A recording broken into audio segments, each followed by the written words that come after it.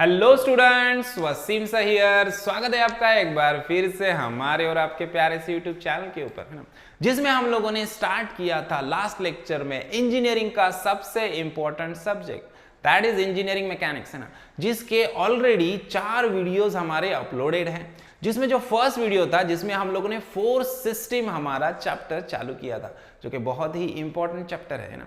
अब जिसके कुछ बेसिक वीडियोस हम लोगों ने लिए थे। फर्स्ट वीडियो सबसे इंपॉर्टेंट था जिसमें हम लोगों ने थ्योरी पार्ट पूरा कवर किया है ना। और आज जो हम लोग चालू करने वाले हैं वो तो सबसे इंपॉर्टेंट टॉपिक है, मोमेंट ऑफ अ फोर्स वाले प्रॉब्लम लेने वाले हम लोग, जो ज्यादा वेटेज वाले प्रॉब्लम होते हैं। 6 to 8 मार्क्स के लिए यूनिवर्सिटी एग्जामिनेशन में पूछे जाने वाले प्रॉब्लम है ये, है ना, और बहुत ही इंपॉर्टेंट प्रॉब्लम है। और ये सबसे ज्यादा डिफिकल्ट जाते हैं स्टूडेंट को, और आप लोगों को बिल्कुल टेंशन लेने की जरूरत नहीं है, क्योंकि इस प्रॉब्लम को मैं इतना आसान बना दूंगा कि आप बोलोगे सबसे इजी प्रॉब्लम कौन से है, मोमेंट वाले प्रॉब्लम है ना। सिर्फ कुछ चीजें हैं जो आपको ध्यान रखनी है। वीडियो को एंड तक देखो और अच्छे से सुनना जो भी मैं बता रहा हूं, और उन्हीं चीजों को फॉलो करना। कोई बुक देखने की जरूरत नहीं। बुक के जो मेथड्स है वो थोड़े से डिफिकल्ट है, जिससे स्टूडेंट कंफ्यूज हो जाते हैं, ठीक है। तो इसलिए सिर्फ आपको क्या करना है, सिर्फ वीडियो एंड तक देखना है, अच्छे से जो भी मैं बता रहा हूं उन चीजों को फॉलो करना है। सब में पहले समझते हैं कि मोमेंट क्या होता है। फर्स्ट प्रॉब्लम में भी, फर्स्ट जो हमारा प्रॉब्लम था वहां पे थ्योरी में हम लोगों ने इसको कवर किया है, लेकिन यहां पे भी मैं वापस से आपको बता देता हूं। देखो, एक बेसिक सा प्रॉब्लम है, ये भी हम लोग सॉल्व करेंगे आज, है ना। और उसके बाद हम लोग मोमेंट क्या होता है समझेंगे, वेरिग्नोन्स थ्योरम क्या होता है समझेंगे, और आपको बेसिक ट्रिक्स भी मैं बताऊंगा जिससे इजीली आप प्रॉब्लम को आइडेंटिफाई कर सकते हैं, मतलब प्रॉब्लम में आपके एरर नहीं होगा, गलती नहीं होगी, ठीक है। तो देखो, सब में पहले समझते हैं मोमेंट क्या होता है। मोमेंट को जनरली हम लोग डिनोट करते हैं लेटर एम से, कैपिटल एम से, ठीक है। और मोमेंट क्या होता है, मोमेंट को सिंपल एक वर्ड में आप समझ लो कि moment is nothing but force into perpendicular distance. क्या है, फोर्स इंटू डिस्टेंस नहीं, फोर्स इंटू क्या है, परपेंडिकुलर डिस्टेंस। अब ये परपेंडिकुलर डिस्टेंस सुनते ही बच्चे घबरा जाते हैं, तो इसको बिल्कुल भी डरने की जरूरत नहीं है। मैं आपको एक सिंपल सी चीज बताता हूं कि आपको करना क्या है। जब भी हमारा प्रॉब्लम आएगा तो प्रॉब्लम में जितने भी हमारे इंक्लाइंड फोर्सेस हैं उनको हम लोग को क्या करना है, वर्टिकल और हॉरिजॉन्टल कंपोनेंट में रिजॉल्व करना है। जैसे लास्ट कुछ प्रॉब्लम्स में हम लोगों ने बताया था, resultant of concurrent force system के प्रॉब्लम में हम लोगों ने सीखा था रिजॉल्व कैसे करते हैं फोर्सेस को, है ना। तो उसी तरह से फोर्सेस को हॉरिजॉन्टल और वर्टिकल कंपोनेंट में रिजॉल्व कर देना है। और जिस भी पॉइंट से हम लोग को मोमेंट लेना है, उस पॉइंट से जो भी डिस्टेंस रहेगा वो कैसे लेना है। देखो, जब भी अगर फोर्स हमारा वर्टिकल है, फोर्स अगर वर्टिकल है तो डिस्टेंस लोगे हॉरिजॉन्टल, है ना। और अगर फोर्स हॉरिजॉन्टल है तो आप डिस्टेंस लोगे वर्टिकल। बेसिकली नथिंग बट ये कौन सा हो जाएगा, ये हो जाएगा परपेंडिकुलर डिस्टेंस। समझ में आया, एकदम इंपॉर्टेंट चीज है, ठीक है, एकदम पक्का याद रखने का। क्या, जब भी फोर्स होगा वर्टिकल तो डिस्टेंस लोगे हॉरिजॉन्टल, और जब भी फोर्स होगा हॉरिजॉन्टल तो डिस्टेंस लोगे वर्टिकल। मोमेंट के लिए की पॉइंट है, बांध लो चीज को, है ना। क्या करना है, जब भी फोर्स होगा वर्टिकल तो डिस्टेंस लोगे हॉरिजॉन्टल, और जब भी फोर्स होगा हॉरिजॉन्टल तो डिस्टेंस लोगे वर्टिकल। क्लियर है। अब मोमेंट बेसिकली क्या होता है, फोर्स इंटू परपेंडिकुलर डिस्टेंस होता है। इसका एसआई यूनिट होता है न्यूटन मीटर, है ना। फोर्स रहेगा न्यूटन में, डिस्टेंस रहेगा हमारा मीटर में। क्लियर है। उसके बाद नेक्स्ट चीज, अब मोमेंट 2 टाइप के होते हैं, क्लॉकवाइज मोमेंट और दूसरा एंटी क्लॉकवाइज मोमेंट।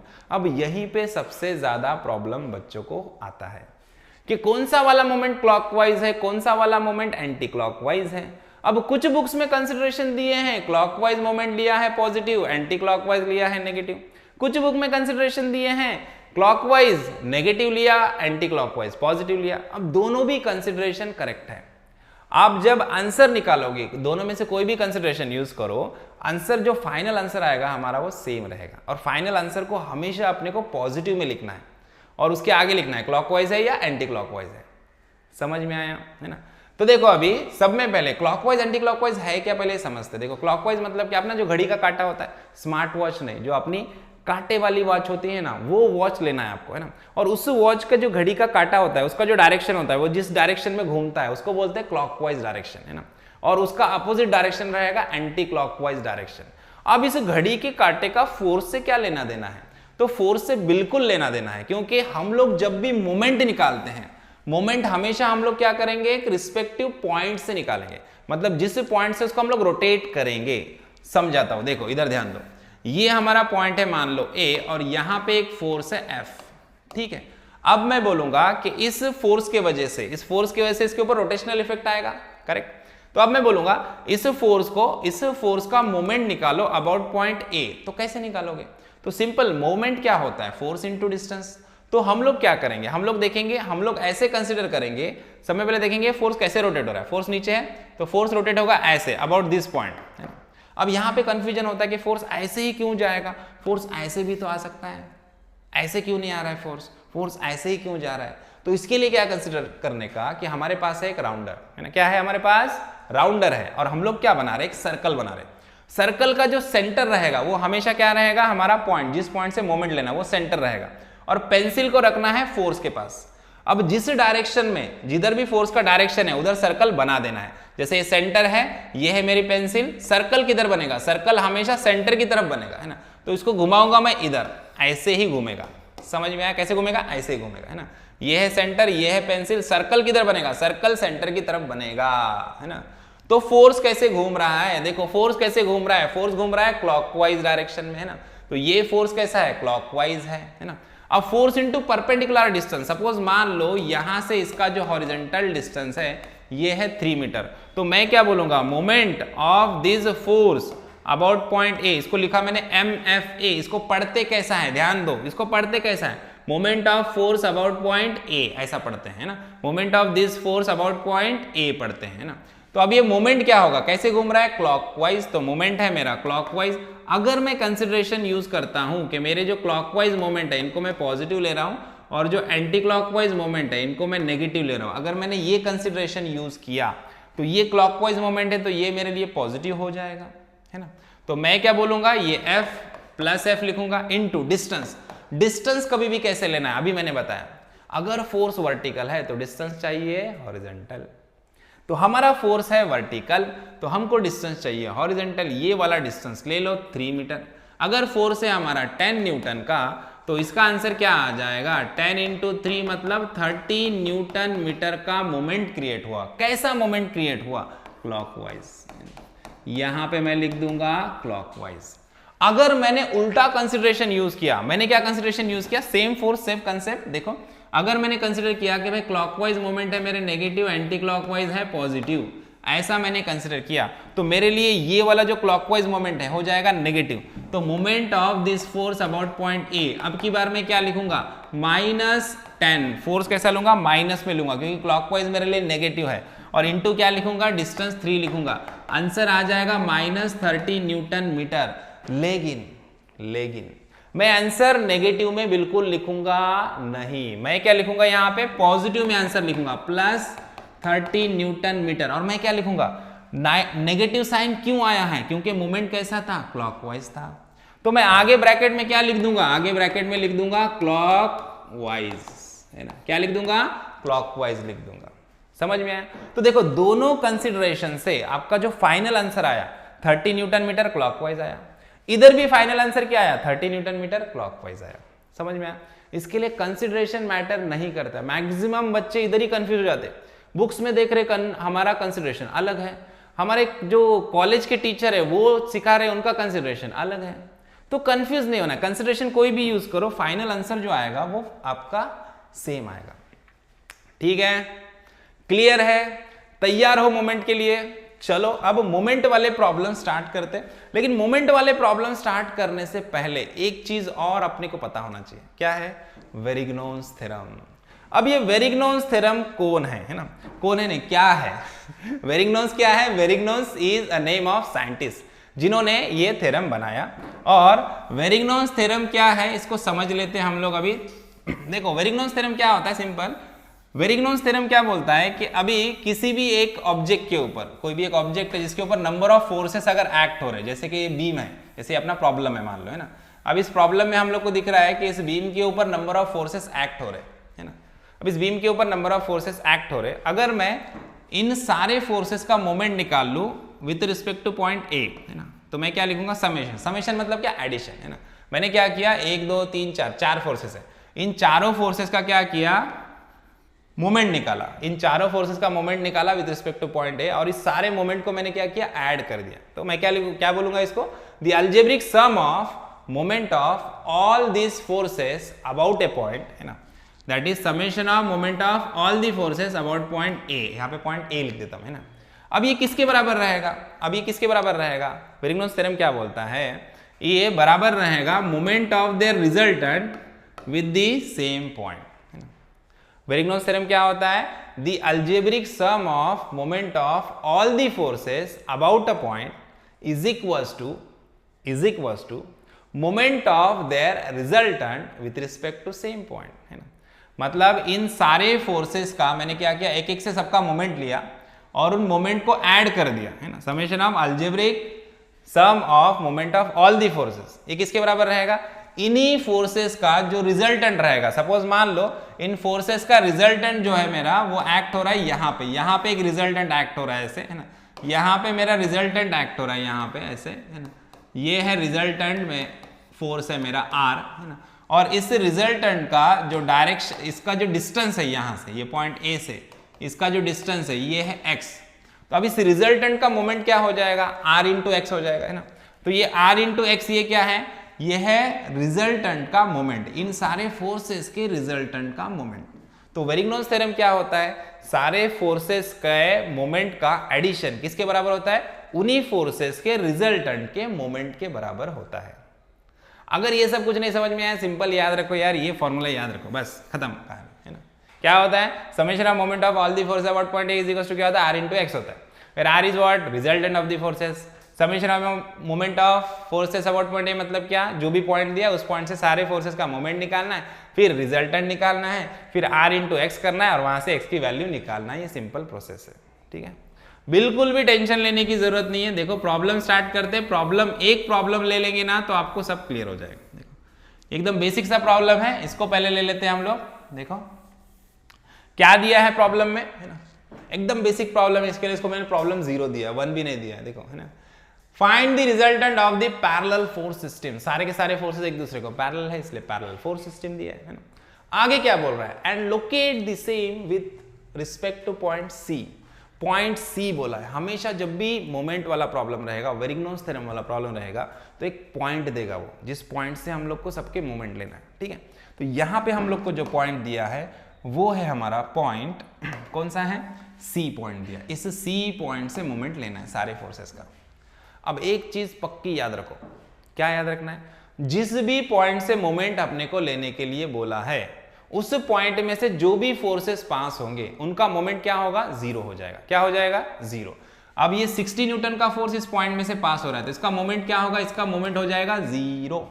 क्या हो जाएगा, 0। अब 0 क्यों होगा, है ना। अब 0 क्यों होगा, क्योंकि ये जो फोर्स है इस पॉइंट में से पास हो रहा है, तो इस फोर्स का इस पॉइंट से जो डिस्टेंस रहेगा वो क्या होगा, 0 होगा, है ना।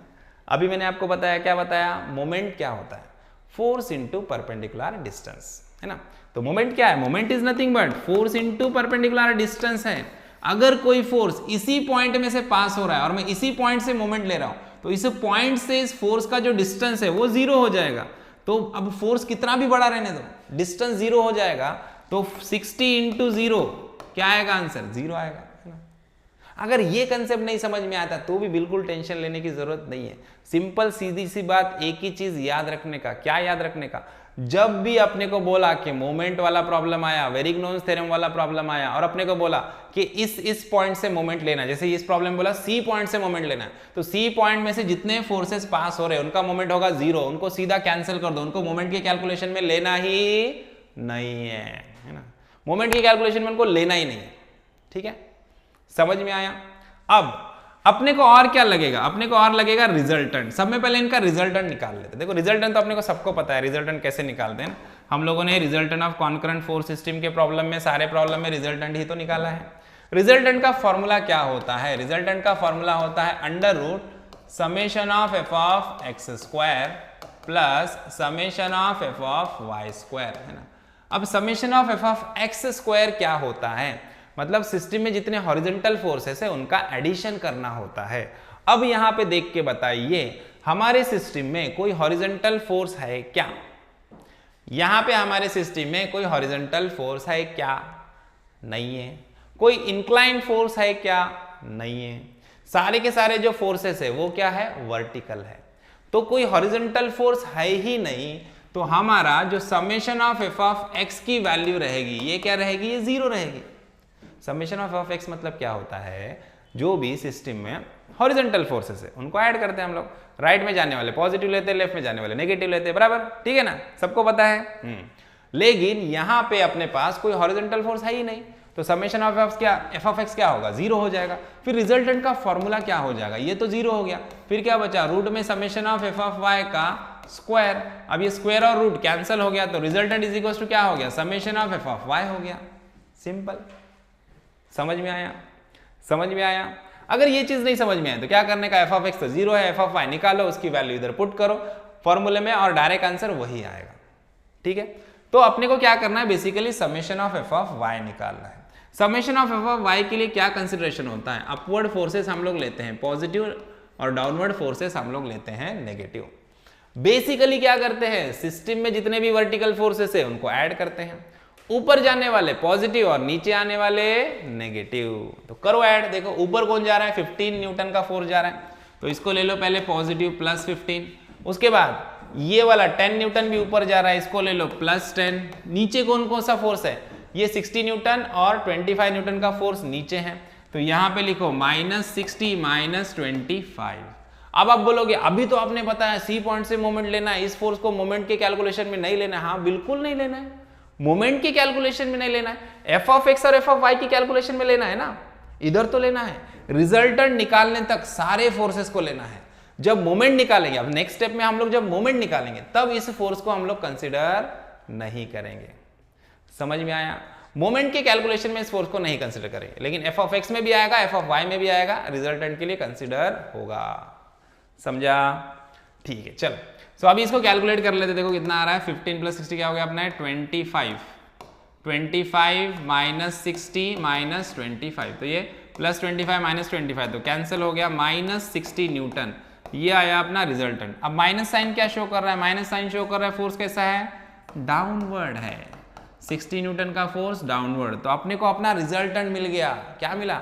रिजल्टेंट का मैग्नीट्यूड है 60 न्यूटन और रिजल्टेंट कैसा है? वर्टिकली डाउनवर्ड है। रिजल्टेंट हमारा कैसा है? वर्टिकली डाउनवर्ड डायरेक्शन में आ रहा है ना। अब ये वर्टिकली डाउनवर्ड डायरेक्शन में कहां पे है रिजल्टेंट? मेरा यहां पे है, यहां पे है, इधर है, इधर है, किधर है? ये मुझे पता चला क्या? ये मुझे पता चला क्या? नहीं पता चला है ना। मुझे ये नहीं पता चला कि रिजल्टेंट अब कहां पे है। मुझे एक चीज पता चली, रिजल्टेंट मेरा वर्टिकल है और वर्टिकली डाउनवर्ड डायरेक्शन में है, लेकिन कहां पे उसका लोकेशन नहीं पता चला। उसका लोकेशन निकालने के लिए हम लोग वेरिग्नोस थ्योरम का यूज करेंगे। तो वेरिग्नोस थ्योरम से हम लोग को क्या पता चलेगा अभी कि ये जो हमारा रिजल्टेंट है वो सी पॉइंट से कहां पे है वो पता चलेगा। तो उसके लिए हम लोग मोमेंट निकालेंगे with respect to point C. अब हम लोग क्या करेंगे? अब हम लोग सारे फोर्सेस का मोमेंट निकालेंगे। क्या निकालेंगे? Summation of moment of all the forces about point C की वैल्यू निकालेंगे। हम लोग कंसिडरेशन यूज करेंगे, क्लॉकवाइज फोर्सेस लेंगे नेगेटिव, एंटी क्लॉकवाइज फोर्सेस लेंगे पॉजिटिव, है ना। अब अभी थोड़ी देर पहले मैंने बताया कंसिडरेशन कोई भी यूज करो कोई फर्क नहीं पड़ता, इसलिए कंसिडरेशन के लिए आप बिल्कुल टेंशन लेना नहीं है। क्लियर? चलो, अब सी पॉइंट से मोमेंट ले रहे तो सी पॉइंट में से जाने वाला फोर्स 60 न्यूटन तो गायब हो गया। अब कितने फोर्स बचे? 1 2 3, 3 ही फोर्स बचे। सब में पहला फोर्स अपना 50 न्यूटन का कैसे घूम रहा है? देखो क्या करना है, सर्कल बनाना है। ये है मेरा सेंटर, ये है पेंसिल। सर्कल किधर बनेगा? सेंटर की तरफ। डायरेक्शन ऊपर है तो ऊपर से आएगा, ऐसे घूमेगा, है ना। जिधर डायरेक्शन ऊपर है तो ऊपर से घुमाओ, नीचे है तो नीचे से घुमाओ, बट सेंटर ये है तो सेंटर की तरफ ही आएगा, है ना। सेंटर की तरफ सर्कल बनता है, ये ऐसे नहीं आएगा। इधर सेंटर है क्या? अगर सेंटर इधर होता तो ऐसे घूमता, सेंटर इधर है तो ये ऐसे घूमेगा। अब कैसे घूम रहा है ये घूम रहा है क्लॉकवाइज, है ना। घड़ी का कांटा देख लेने का, कैसे घूम रहा है? क्लॉकवाइज। क्लॉकवाइज क्या है मेरा? नेगेटिव है, तो मैं इधर लिखूंगा माइनस, कितना फोर्स है मेरा? 15 का, है ना। मोमेंट क्या होता है? Force into distance. किस पॉइंट से ले रहे? सी पॉइंट से। तो इस फोर्स का सी पॉइंट से डिस्टेंस देखो, कौन सा डिस्टेंस चाहिए भाई? परपेंडिकुलर। मतलब क्या? मतलब अगर फोर्स है वर्टिकल तो डिस्टेंस लेंगे हॉरिजॉन्टल, है ना। तो फोर्स है हमारा वर्टिकल तो डिस्टेंस चाहिए हॉरिजॉन्टल। सी पॉइंट से इसका हॉरिजॉन्टल डिस्टेंस कितना है देखो 40, है ना। अब ये 40 मीटर है, सेंटीमीटर है, कुछ दिया नहीं, अपन मीटर कंसिडर करेंगे, है ना। सो हम लोग क्या ले लेंगे इसको 40, ठीक है। ये पहला फोर्स हो गया। अब इसके बाद ये वाला फोर्स देखो 10 न्यूटन का। अब ये है मेरा सेंटर सी, ये है मेरी पेंसिल, यहाँ पे सर्कल बनाना है। सर्कल किधर बनेगा? सेंटर की तरफ। डायरेक्शन ऊपर है, ऊपर से घुमाओ, ऐसे घूमेगा, है ना। कैसे घूम रहा है ये? कैसे घूम रहा है? देखो कैसे घूम रहा है, एंटी क्लॉकवाइज, है ना। एंटी क्लॉकवाइज फोर्स मोमेंट कैसा है मेरा? पॉजिटिव है। तो मैं यहाँ पे लिखूंगा प्लस। फोर्स कितने का है? 10 न्यूटन का। अब क्या चाहिए? डिस्टेंस। डिस्टेंस के लिए क्या देखोगे? फोर्स कैसा है? फोर्स है वर्टिकल तो डिस्टेंस लेंगे हॉरिजॉन्टल। फोर्स है वर्टिकल तो डिस्टेंस लेंगे हॉरिजॉन्टल। कितना है? 30। सो देखो 10 इंटू 30। अब लास्ट फोर्स बचा अपना, देखो कैसा है? डाउनवर्ड है। सेंटर है यहाँ पे और ये रही अपनी पेंसिल। सर्कल बनाना है, डायरेक्शन नीचे है तो नीचे से घूमेगा ऐसे, है ना। कैसे घूम रहा है? देखो कैसे घूम रहा है? क्लॉकवाइज। क्लॉकवाइज घूम रहा है। क्लॉकवाइज मेरा है नेगेटिव तो मैं यहाँ पे क्या लिखूंगा? -25। अब क्या चाहिए? डिस्टेंस चाहिए। फोर्स कैसा है? फोर्स है मेरा वर्टिकल तो डिस्टेंस लेंगे हॉरिजॉन्टल। इस फोर्स से पॉइंट तक का डिस्टेंस चाहिए। देखो कितना हो जाएगा? 30 + 50 टोटल कितना हो जाएगा? 80। सी पॉइंट से फोर्स तक का डिस्टेंस कितना है? 80। तो यहां पे मैं लिख दूंगा इंटू 80। क्लियर है? चलो अब क्या करना है? कैल्सी निकालो फटाफट। कैल्सी में सारे वैल्यूज अच्छे से पुट करो और इज इक्वल्स टू का बटन दबा दो। तो यहां से अपने को summation of moment of all the forces about point C का वैल्यू मिल जाएगा -2300 न्यूटन मीटर, है ना। अभी हम लोगों ने डिस्टेंसेस का यूनिट नहीं दिया इसलिए इसको मीटर में कंसीडर किया है, तो मीटर लिख रहे हैं, न्यूटन मीटर। अब माइनस साइन क्या शो कर रहा है? माइनस साइन शो कर रहा है कि भाई मेरा जो मोमेंट है वो कैसा है? क्लॉकवाइज है, क्योंकि मैंने क्लॉकवाइज नेगेटिव लिया था।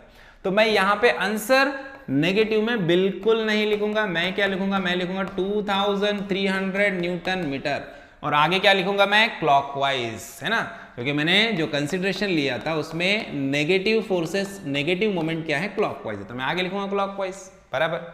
अब मुझे निकालना है रिजल्टेंट का distance with respect to point C, क्योंकि पॉइंट सी से मुझे उसको लोकेट करना है। तो मैं क्या करूंगा? मैं वेरिग्नोस थ्योरम का यूज करूंगा। अप्लाइंग वेरिग्नोस थ्योरम, ऐसे लिख देना है इधर, है ना। देखो यहीं पे लिख देता हूं मैं, अप्लाइंग वेरिग्नोस थ्योरम, अप्लाइंग वेरिग्नोस थ्योरम, है ना। अब ये वेरिग्नोस थ्योरम क्या बोलता है हम लोग को, है ना। हम लोग को पता है algebraic sum of all the forces about any point is equals to moment of the resultant about the same point. So algebraic sum of all the moment about point C is equals to क्या रहेगा? Resultant into distance of that resultant from point C, ये होता है moment. So x is equals to क्या होगा? अब देखो x is equals to क्या हो जाएगा? x is equals to summation of moment of all the forces about point C upon r। मतलब ही क्या करना है अपने को? 2300 को रिजल्टेंट यानी कि 60 से डिवाइड करना। ये 0 0 क्या आंसर? कितना आंसर आ जाएगा हमारा? आंसर आ जाएगा 38.33 मीटर, है ना, फ्रॉम पॉइंट सी। तो पॉइंट सी से हमारा जो रिजल्टेंट रहेगा वो कितना रहेगा? 38.33 मीटर के डिस्टेंस पे रहेगा। अब इसको हम लोग ऐसे लोकेट भी कर सकते हैं। यहाँ पे हम लोग बता सकते हैं 38 मतलब यहाँ से थोड़ा आगे आएगा। यहाँ पे हमारा रिजल्टेंट रहेगा ऐसे डाउनवर्ड डायरेक्शन में। रिजल्टेंट का मैग्नीट्यूड है हमारा 60 न्यूटन और ये पॉइंट सी से हमारा इसका लोकेशन हो गया कितना? 38.33 मीटर। कभी कभी आपको क्वेश्चन में ये भी पूछ सकता है कि इसका रिजल्टेंट का लोकेशन बताओ with respect to point A. Point A से बताना है तो कितना हो जाएगा? 40 उसमें ऐड हो जाएगा। 40 + 38 कितना हो जाएगा? 78 हो जाएगा। ये डिस्टेंस हो जाएगा हमारा 78.33 मीटर। समझ में आया? तो यहां पे हमारा ये प्रॉब्लम खत्म होता है। आई होप आपको प्रॉब्लम अच्छे से समझ में आया है, मोमेंट के कंसेप्ट अच्छे से क्लियर हुए हैं। वीडियो अच्छा लगा है तो वीडियो को लाइक कीजिए, ज्यादा से ज्यादा अपने दोस्तों के साथ शेयर कीजिए और चैनल को सब्सक्राइब करना ना भूलिए। तो मिलते हैं नेक्स्ट वीडियो में नेक्स्ट प्रॉब्लम के साथ, तब तक के लिए थैंक यू, बाय बाय।